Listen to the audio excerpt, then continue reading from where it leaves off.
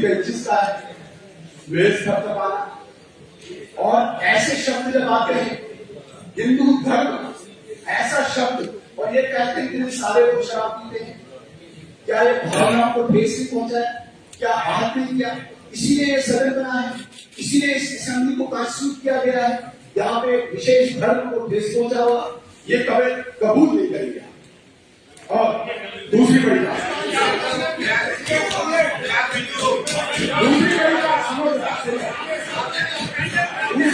Sir, यहाँ पे हमने बोला हम कैंडिडेट करते हैं,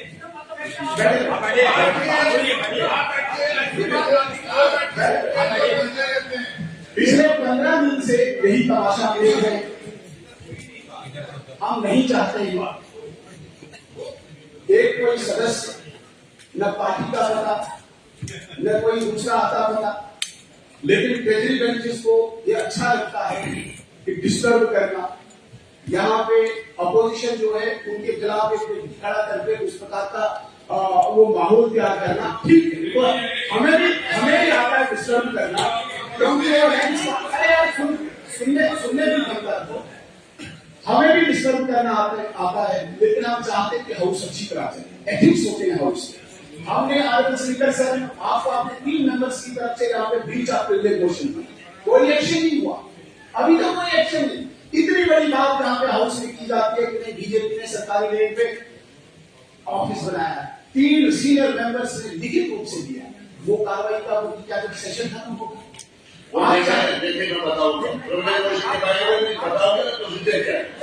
प्रोसीजर बताओगे क्या है? पढ़ के आएंगे नहीं पढ़ी है, अगर पढ़े होते नहीं कहते। नहीं ऐसी बात नहीं, कुछ और भी है प्रोसीजर पढ़ने के अलावा कुछ और भी हमदर्दी आपको वो आप बताएं, वो आप सुनेंगे।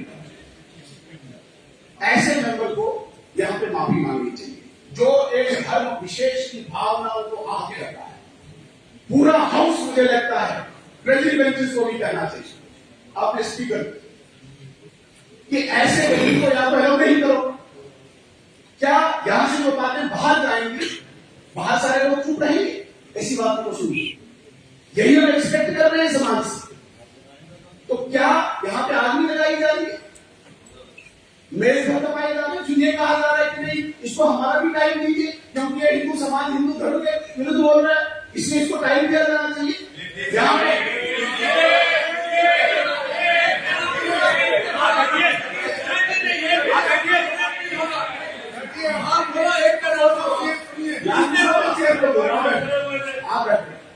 यहाँ पे जब भी ऐसी बात आती है एक इंडिपेंडेंट आप मेंबर को 17 मिनट देते हैं, जब हमारी बात आई टाइमिंग नहीं है, आप यहाँ से 4.5 मिनट अलॉट करते हैं मेंबर को, मैं अभी आपको भेजूंगा टाइम 17 मिनट आपने बोल देंगे। और जो मेंबर एक धर्म विशेष के खिलाफ बोल रहे हैं, चेयर पे बैठे व्यक्ति उसको अलाउ कर रहे, आनंद ले रहे, मजा आ रहा, तो इन चीजों को यहाँ पे कंडम करना चाहिए। ऐसे व्यक्ति को यहाँ पे मुझे लगता है कि सब हम वन वाइस में बोले कि ऐसे माफी मांगनी चाहिए, सॉरी कहना चाहिए और आइंदा के लिए उसको नसीहत करें, और जो ब्रीच ऑफ प्रिविलेज मोशन हमने लाया उस पर भी एक्शन हो। क्या बोला क्या नहीं बोला सुनो मेरी बात, आपने बात नहीं की, मैं जवाब दे रहा हूँ, जवाब नहीं दे रहा। आप सुनो ना मेरी बात, मैं कहता हूँ कि मैं देखता हूँ उससे क्या बात कही। अगर ये जो बातें आप कह रहे थे किसी आजाद के खिलाफ मुझे कोई बात नहीं है, मैं उसको रिमूव भी करूंगा, मैं उसको रिमूव भी करूंगा एक बात से, ये बहुत जरूरी है। एक बात, दूसरा जो आपने प्रिविलेज मोशन की बात कही, प्रिविलेज मोशन जरा क्या करते हो, जरा बात करने दो। प्रिविलेज मोशन का तरीका ये है, जब नोटिस हमारे पास आता है हम उसका एक प्रोसीजर होता है, हमारे प्रोसीजर चल रहा है, उसमें दूसरी कार्रवाई करनी होती है, पहले यही प्रिविलेज करनी हो जाता है। Privilege committee is under formation, हम बना रहे हैं प्रिविलेज कमेटी, कोई कमेटी नहीं बन रही है, इधर फीमेल सारी कमेटियां हैं। प्रिविलेज एक नोट्स मेरे पास इससे पहले भी कुछ है, एक तो ये आपका है, नोट्सों के पास किया उसके बाद ये जो बाकी भी है वो सब पे हवाले करूंगा। प्रिविलेज कमेटी दो तरीके का रिपोर्ट होता है, वो होता है मेरे हाथ में देखो ना, जब आप सामने नहीं की बात मेरे साथ आप सुनोगा मनकोटे की आपको पॉइंटी नंबर है, आपको कहना नहीं चाहिए। मेरा नहीं कि मुझे प्रिविलेज मोशन आए तो मैं हाथ नहीं कर जाऊंगा आपको या किसी और को, वो मेरे हाथ में नहीं है। इसमें एक बात है, एक प्रोसीजर है, वो फाइनल प्रोसीजर जो भी प्रोसीजर होगा, किसी कोई लाइबिलिटी की बात नहीं होगी, न किसी काम कोई एवर करेंगे, किसी ने गलती की होगी लोग सब बताता है वो सॉल्व नहीं है। छोटा हो बड़ा हो, जहाँ पर कानून के सामने सब कोई चीज नर्मी नहीं बढ़ती जाएगी, खास कर इन मामला में जहाँ देश का मामला आता हो, तो बहुत बड़ा इशू है। ये मैं आपको यकीन दिलाना चाहता हूँ कि जो भी कानून बताएगा, जो भी रूल हमारे बताएंगे उसके मुताबिक उसको कार्रवाई होगी। बाकी लोग से अगर कोई ऑब्जेक्शन हो बातें कही, मैंने कहा मैं एश्योर यू अगर पूछूंगा एक बात और एक बार पढ़ने के बाद देखने के बाद अगर टेक फर्दर एक्शन, जो भी उसको जो भी वो एक्शन होगा रखिएगा। आप समझ नहीं टाइम नहीं है, दर्शन कागज साहब कर रहे हैं, दर्शन कागज साहब बोलिए। असेंबली के अंदर अलग-अलग स्टेट के अंदर 12 बजे स्पीकर ने आपको यहाँ पे सुप्रीम है, आप किसी को भी गर्म कर सकते हैं, आप खड़ी लगवा के गर्म कर सकते हैं। ये क्या करना है? ये आप कि आपके सामने देखिए बात को देखिए आप ऐसा करो कि मेरे सामने कोई तकलीफ नहीं हुई, सारे आप सुनो ना मेरी बात, चले कोई बात आप ऐसे कागज साहब वापस क्या ख्याल रखें, वापस क्या ख्याल आप ऐसे लगे वापस आए बोलिए। धन्यवाद ऑनरेबल स्पीकर सर, बोलिए। आपने मुझे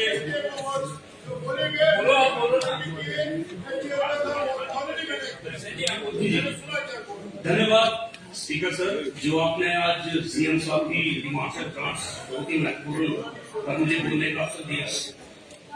मैं सबसे पहले ये जिक्र करूंगा, जहाँ बार बार बात आई है कि 7 सालों में ही सब जो पूरा हुआ जम्मू कश्मीर में 7 सालों में ही हुआ है, तो मैं थोड़ी सी बात इस पे कहूंगा कि 70 सालों में जम्मू और कश्मीर में क्या मतभेद हुआ है, और खासकर मैं पूरे जम्मू कश्मीर में नहीं जाऊंगा, मैं सिर्फ अपनी कॉन्स्टिट्यूंसी वसूली की बात करूंगा।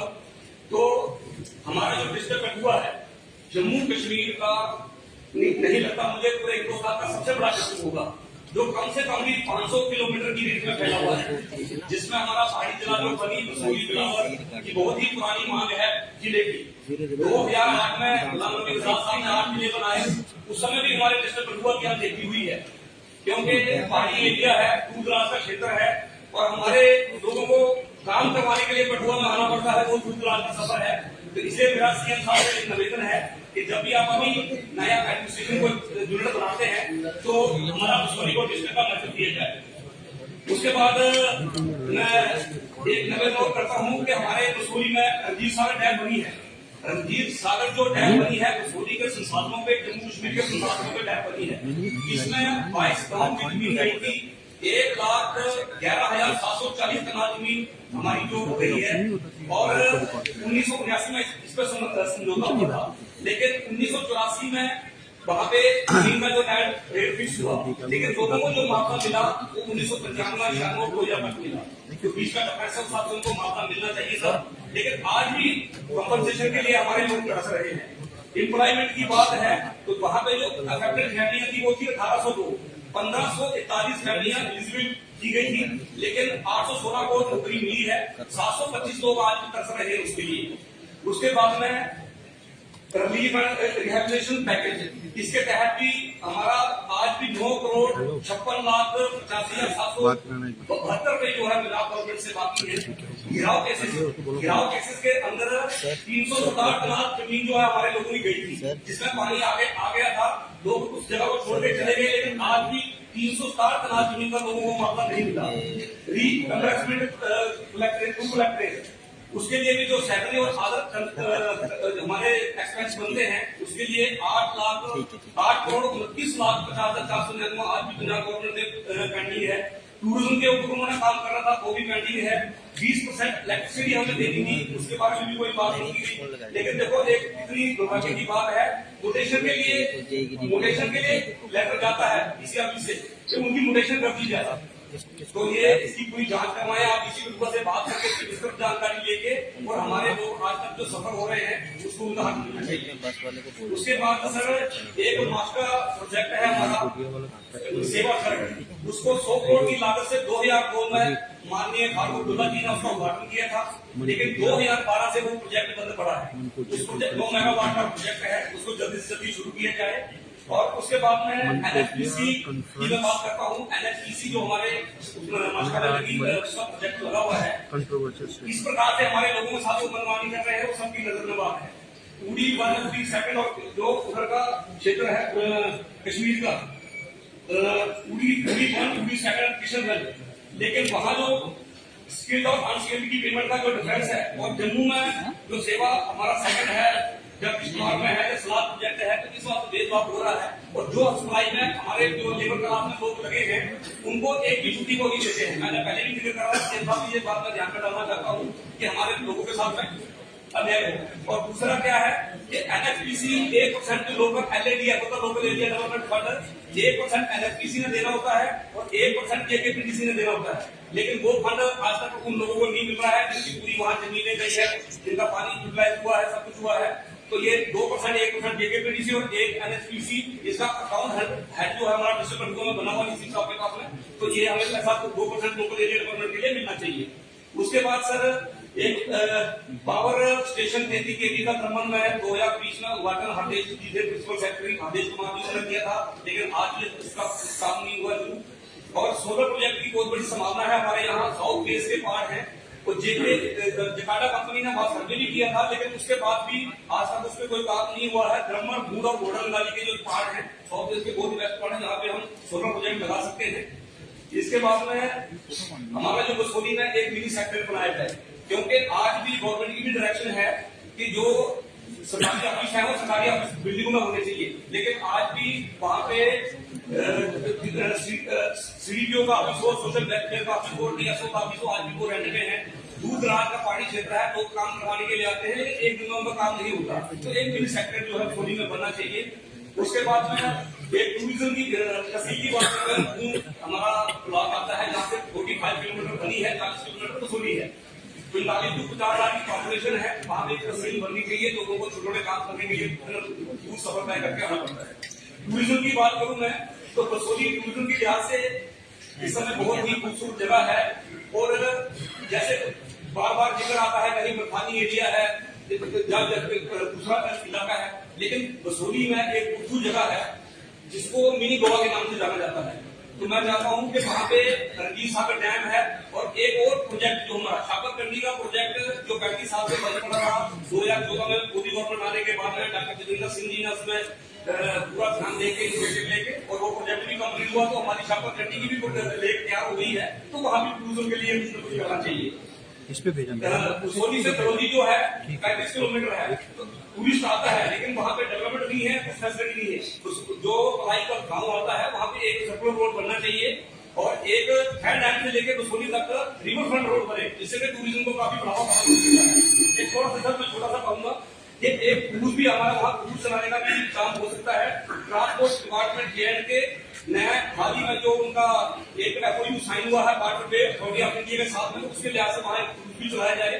और एक बहुत बड़ी बात है, ministry of tourism of India ने पूरे हिंदुस्तान में हर स्टेट से एक विलेज लेना था, उसमें हमारी बसोली को चुना गया था सफेद कच्छ में, और वो भी आज तक उसके लिए भी कोई काम नहीं था, उसमें भी काम हो।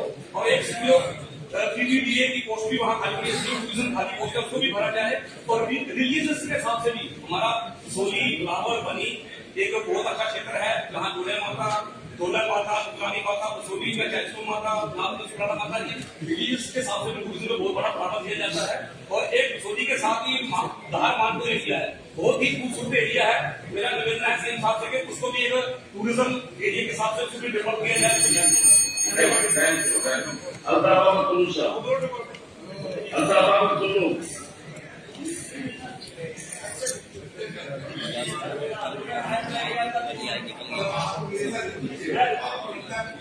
बोलिए आप बोलिए। मेरे आजादी के स्पीकर साहब, शुक्रिया का आपने आज मौका दिया बोलने का। है काला मैं काला राज योगी साहब का शहर से शुरू करना चाहता हूँ। चाकू से टूट जाए हम, चाकू से टूट जाए हम, आप एक काम करो, इसको वो कहते नहीं है आप। वो दिया था ना परसों, चाकू से टूट जाए आप वो कहते नहीं है हम। आदि से कोई कह दे, गाड़ी में आदि से कोई कह दे, कोई औकात न रहे।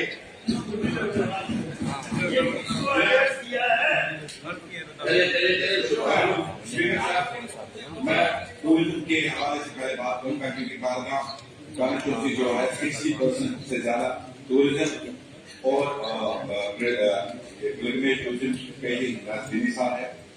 तो जहां तक और सीएम साहब बखूबी जानते हैं कि टूरिज्म जो जम्मू कश्मीर में हमारी यूपी में जो पॉलिसी है उसका जो रिवीजन हुआ था वो 2020 में हुआ था, लेकिन अनफॉर्चुनेटली जितनी भी पॉलिसी बनी थी वो प्रीवियस थी। जिला साहब की सरकार थी 2008-2016 में उससे बनी थी, लेकिन जब उसका रिवीजन हुआ, रिवीजन में थोड़ा सा उसमें एडिशन हुआ। एक तो इसको टूरिज्म इंडस्ट्री का एक पॉइंट और थोड़ा सा डेवलपमेंटल पॉइंट। जहां तक टूरिज्म पॉलिसी की बात है, मैं आपकी वसादत से बोला चाहता हूँ, ये एक प्रोस्पेक्टिव तरीके से हमें इसको प्लान करके एक टूरिज्म पॉलिसी बनाने की जरूरत है।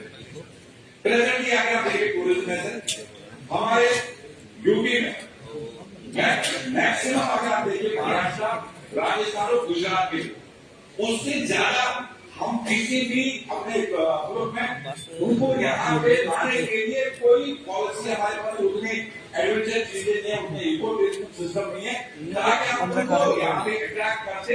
क्योंकि हम बार बार ये कहते हैं, हर कोई कहता है कि टूरिज्म जहाँ तक है ये जम्मू कश्मीर की बैकबोन है हॉर्टिकल्चर और एग्रीकल्चर देखिए सर। इसमें से साउथ को इन्वॉल्व साउथ से चेन्नई है, कतार, वहां से बहुत काम मतलब का यहाँ पे लोगों का विजिट होता है। उसके लिए अगर हम सब एडवेंचर ओरिएंटेड टूरिज्म इसमें इंक्लूड करें, जैसे हिमाचल ने या शिमला में किया है, उन्हें काफी सारे इसमें इंक्लूजन किए जिसमें बंजी जंपिंग है सर, रिवर सिंकिंग कंपटीशन है वो हमारे जम्मू कश्मीर में नहीं होते हैं सर। कृषि का कंपटीशन मैं की बात ही कर रहा हूँ, उसी में कि बहुत ही बड़ा वर्ल्ड फेमस ग्राउंड है वहां पे, world famous, that is rainbow ground. तो रेनबो ग्राउंड की कंपटीशन होके एंगलर्स भी है, वहां से अट्रैक्ट होके वहां पे आ जाए, उससे भी हमारा टूरिज्म में डेवलप हो जाए। एक collaboration with tourism department sir, एक कॉम्प्रिहेंसिव पॉलिसी शॉर्ट में और सीएम साहब का ज्यादा बात नहीं दूंगा, इसमें कॉम्प्रिहेंसिव पॉलिसी बनाने की जरूरत है टूरिज्म के लिए। ये सर मैं लेट मी स्टार्ट कनेक्शन से बात करूं सर। एक मैंने कहा वर्ल्ड फेमस है, दूसरा प्रिंसिपल टूरिज्म बोले हमारा बोले ना, मतलब दुनिया से लोग वहां आते हैं, तो उसमें हमें काफी ज्यादा चीजों को बढ़ावा देने की जरूरत है। बहुत उत्पाद होता है पहला काम है जिसमें सर पहला अगर आप देखिए पूरा वहां से सर लद्दाख जहाँ पे आप पूरा बताओ सर, इसमें हमारी जरूरत है पहला काम है सर गंडोला। एक ही गंडोला है, दो है, एक श्रीनगर का है पूरा है और टूरिस्ट के लिए एक हमारा था गंडोला, बाकी किसी का नहीं। और एक हमारा का है और यहाँ पे होम कोर्ट है। इन चीजों को आप चलाते हैं, वो भी उमर साहब ने दूसरा जो हमारे में किया है, इसीलिए उमर साहब के लिए मैं भी ऐसे ही बोल रहे हैं, जो काट पहलगाम में गंडोला ऑलरेडी पाइपलाइन में बाईसर का गंडोला और आरओ का गंडोला उसको एज अर्ली एज पॉसिबल उसमें काम शुरू करना है। लेकिन अनफॉर्चुनेट बात है कि फॉरेस्ट डिपार्टमेंट रोड रहा है। हमारा आरओ में भी इसका ड्रैग इंटेक का कुछ 8 करोड़ परसेंटेज है और वो मिनिस्टर साहब ये करते थे ये नहीं चाहते फॉरेस्ट वाले उसमें कहते हैं एनओसी के लिए। तो मैं चाहता हूँ इसको पर्सनली देखिए उनको बुला के लाए what if the backbone of the state is tourism. तो ये नहीं करना है कहीं पे ये जो है डिपार्टमेंट को से रोड है एक vision we need to protect forest हमें इस चीज को भी